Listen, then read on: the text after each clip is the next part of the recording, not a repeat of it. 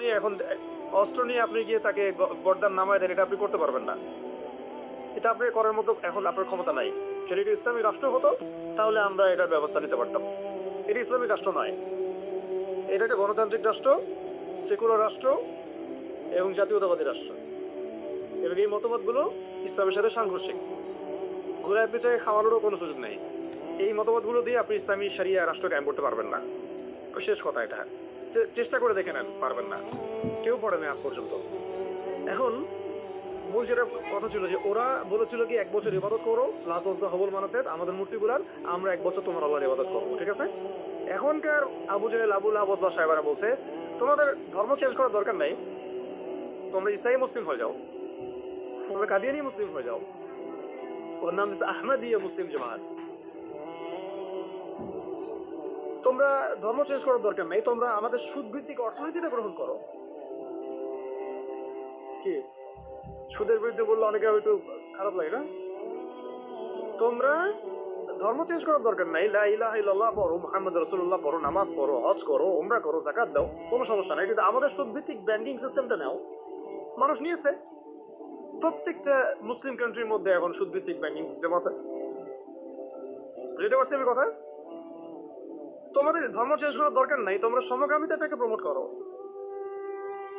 তোমরা মুসলমান থাকো, মুহাম্মদের উম্মত থাকো সাল্লাল্লাহু আলাইহি ওয়াসাল্লাম, সমকামিতাটাকে প্রমোট করো। এই প্রমোট করছে আমাদের ছাত্র ভাইরাও তো প্রমোট করছে, যারা কয়েকদিন আগে করলেন, রাস্তায় নেমে আন্দোলন করলেন। আপনাদের কাছে তো আমরা আশা করি নাই। এই জন্য তো আবু সাইদ রক্ত দেয় নাই। আপনারা যদি গাদ্দারি করেন তাহলে এই প্রজন্ম আপনাদেরকেও ছাড়বে না। সমকামিতা প্রমোট করছেন ঘুরে ফিরে, আবার অনলাইনে দেখলাম শাতিমের পক্ষও নিচ্ছেন, শাতিমের পক্ষ নিয়েও কথাবার্তা বলছেন। আবার ভিতরে ভিতরে ট্রান্সজেন্ডারটাকে প্রমোট করছেন, ট্রান্সজেন্ডার। তো ওরা বলছে পশ্চিমারা, এখনকার আবু জাহেল, আবু লাহাব বা সাহেবারা বলছে যে ধর্ম চেঞ্জ করার দরকার নাই, ট্রান্সজেন্ডার তোমরা প্রমোট করো। ট্রান্সজেন্ডার কি? বাহিরে অন্ধকোষ আছে, মন নাকি মেয়ে মেয়ে করে। আর কি খোলামেলা বলবো? এটা এখন আস্তে আস্তে লিগালাইজ হয়ে যাচ্ছে, দিন দিন নর্মাল হয়ে যাচ্ছে, নর্মালাইজ হয়ে যাচ্ছে এগুলা। যেমন সুদ আগে ছিল, মানুষ খাইলে একটু করতো, আরে আমি সুদখোর, মানুষ আমি সুদখোর বলবে। আস্তে আস্তে কমন হয়ে গেল, সবাই খাওয়া শুরু করলো, এটা নর্মাল হয়ে গেল। এখন ট্রান্সজেন্ডার দেখবেন কেউ কেউ ট্রান্সজেন্ডার হচ্ছে, তাই না? এটাকে মানুষ নিন্দার চোখে দেখছে। আল্লাহ না করুক, আল্লাহ না করুক, দেখবেন কয়েকদিন পরে দেখবেন এটাও নর্মাল হয়ে গেছে। আল্লাহ না করুক। তো ওরা এগুলো বলে যে ধর্ম চেঞ্জ করার দরকার নাই, তুমি এগুলো নাও, আমাদের কি আমাদের পলিসিগুলো নাও, ধর্ম চেঞ্জ করার দরকার নেই। তুমি আমাদের সিকিউরিটি সিস্টেম নাও, সিকিউরিটি সিস্টেম নাও। এটা দিয়ে কি করবে সে?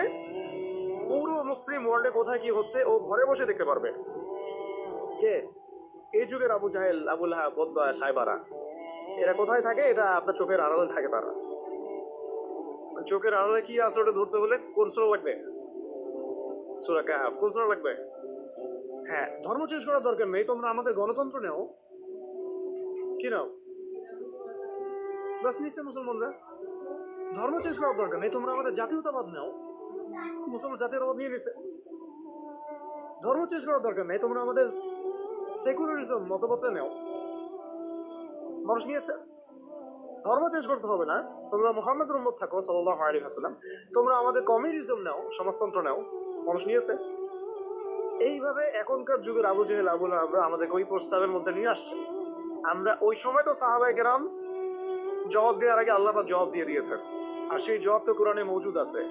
আমরা এই যুগের আবু জাহেল, আবু লাহাবদেরকে ওই জবাবটা দিতে পারি নাই, যে জবাবটা আল্লাহ পাক কোরআনে দিয়েছেন। আল্লাহ পাক কি বলেছেন এই প্রস্তাবের পরে? আল্লাহ পাক বলেছেন, কুল, হে নবী আপনি বলেন, ইয়া আইয়ুহাল কাফিরুন, হে কাফেররা শুনো ভালো করে, লা আ'বুদু মা তা'বুদুন, আমি তার ইবাদত করি না যার ইবাদত তোমরা করো। আমি তার ইবাদত করি না যার ইবাদত তোমরা করো। ওয়ালা আনতুম আবিদুন মা আ'বুদ, তোমরা তার ইবাদতকারী নও যার ইবাদত আমি করি। ওয়ালা আনা আবিদুন মা আবাদতুম, এবং আমি তার ইবাদতকারী নই যার ইবাদত তোমরা করো। ওয়ালা আনতুম আবিদুনা মা আ'বুদ, এবং তোমরাও তার ইবাদতকারী হবে না যার ইবাদতকারী আমি। এখানে আয়াতকে রিপিট করা হয় নাই, বরং এটাকে একটাতে আপনার বর্তমান কালকে বোঝানো হয়েছে, একটাকে ভবিষ্যৎ বোঝানো হয়েছে। কিয়ামত পর্যন্ত মুসলমান মন্দিরে যাবে না, আর মন্দিরে যে যে যায় লোক, সে মসজিদ আসবে না।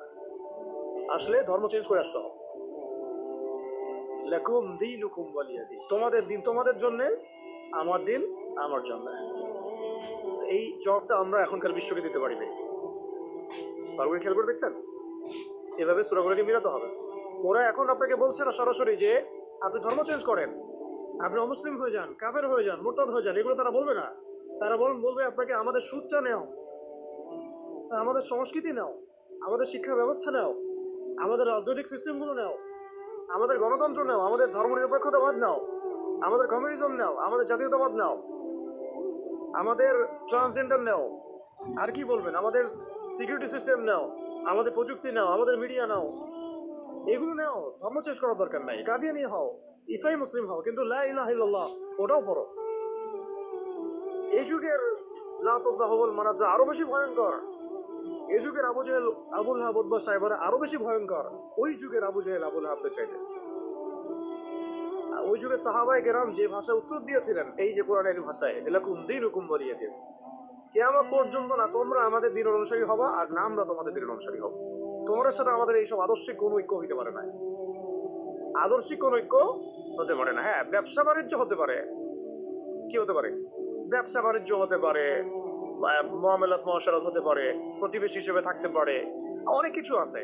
কিন্তু আদর্শিক যেখানে, ইসলাম যেখানে প্রশ্নবিদ্ধ, ইসলামের মৌলিক বিষয় যেখানে ক্ষতিগ্রস্ত হবে বা বাধাপ্রাপ্ত হয়, এরকম কোন উসুলে তোমার আমার কখনো ঐক্য হতে পারে না। এখন যে কথাগুলো আমি বললাম, এগুলো কি ইসলামের মৌলিক বিষয় না? কেউ যদি ট্রান্সজেন্ডার হয়ে যায়, সে কি আর মুসলিম থাকবে? কেউ যদি কাদিয়ানি হয়, সে কি আর মুসলিম থাকে? কেউ যদি ইসাই মুসলিম হয়, মুসলিম থাকবে? কেউ যদি চরম সুদখোর হয়, সে তো আল্লাহর সাথে যুদ্ধ করতেছে, রসুলের সাথে যুদ্ধ করতেছে, সে কিভাবে মুসলিম হতে পারে? কেউ যদি এরকম পশ্চিমা তন্ত্রমন্ত্রের পূজা করে, সে কি আর মুসলিম থাকতেছে নাকি? ফাসেক হয়ে যাচ্ছে।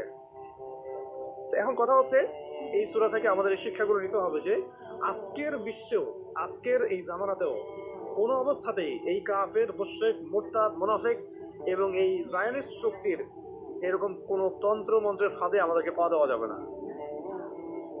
কেন দেওয়া যাবে না? কারণ আল্লাহ রাব্বুল আলামিন আমাদেরকে পরিপূর্ণ শরিয়া দিয়েছেন, পরিপূর্ণ কোরআন দিয়েছেন, সুন্নাহ দিয়েছেন, প্রত্যেকটা বিষয়ের পুঙ্খানুপুঙ্খ সমাধান দিয়েছেন। আমার অন্য কারো কাছ থেকে সমাধান ধার করারও কোনো দরকার নেই।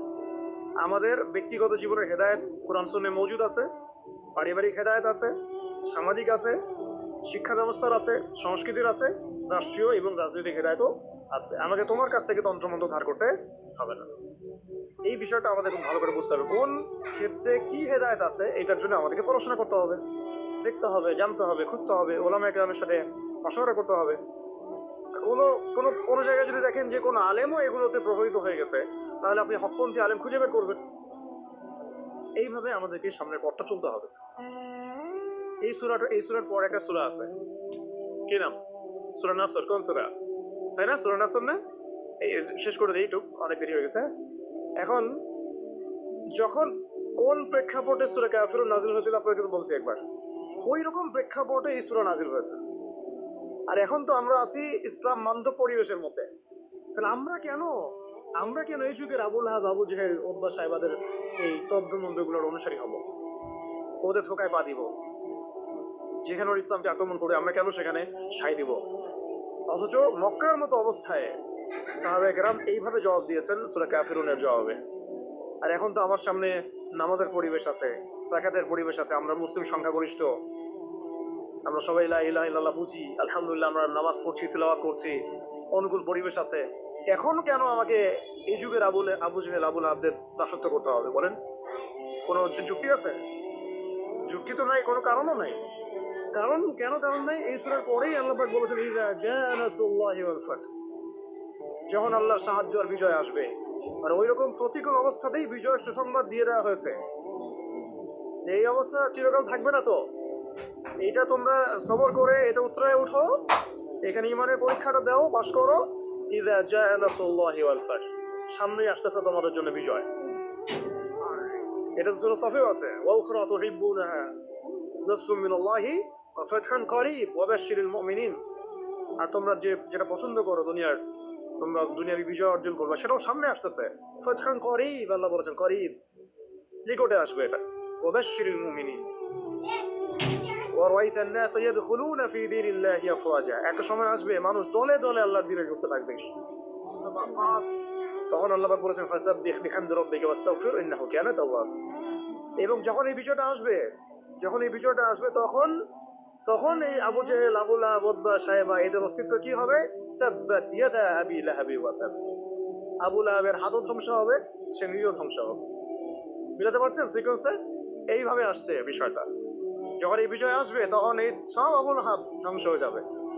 আবু লাহাব এখানে শুধু একজন ব্যক্তি নয়, আবু লাহাব এখানে একটা রূপকথা, একটা উপমাও বটে। প্রত্যেক যুগে যুগে আবুল হাব থাকবে। এই যুগের আবুল হাব কারা জানেন? যারা সুদ ভিত্তিক এই ব্যাংকিং সিস্টেমের হত্যা করতে এরা হচ্ছে এই যুগের আবুল হাব। মা আগনা আনহু মালুহু ওয়া মা কাসাব। তাদের এইসব হারাম মাল কোনো কাজে আসবে না, এবং তারা যে এগুলো যেটা অর্জন করে সেটা কোনো কাজে আসবে না। সায়াসলা নারান যাতা লাহাব, আগুনে প্রবেশ করবে তারা। ওয়ামরাতু, এবং তার স্ত্রীও। এর স্ত্রী মানে শুধু স্ত্রী না, স্ত্রী মানে কিন্তু সহযোগী। স্ত্রী মানে কি? সহযোগী। এরা কিন্তু একা কাজ করে না। আমি বললাম না একজন একজনের সহযোগী? ইহুদিদের সহযোগী নাসারারা। আমেরিকা ছাড়া ইসরায়েল চলতে পারে নাকি? আমেরিকা ছাড়া ইসরায়েল চলতে পারবে? আমরা তো এতই সুশীল মার্কা প্রতিবাদ করি অনেকে, যে ইসরায়েলের বিরুদ্ধে কথা বলি, এদিকে আবার আমেরিকাকে খুশি রাখি। এ আবার কোন মুনাফেক? এটা আবার কোন মুনাফেক রে ভাই? বাচ্চাকে কেন মারে জানেন? এটা শুনে রাখেন। বাচ্চাকে হত্যা করছিল ফেরাউন, হ্যাঁ, কার আগমন ঠেকানোর জন্য? হ্যাঁ, মাশাআল্লাহ, মুসা আলাইহিস সালামের আগমন ঠেকানোর জন্য। কারণ তাকে বলা হয়েছিল একটা ছেলে আসতেছে, তোমার সিংহাসন লড়াই দিবে একদম।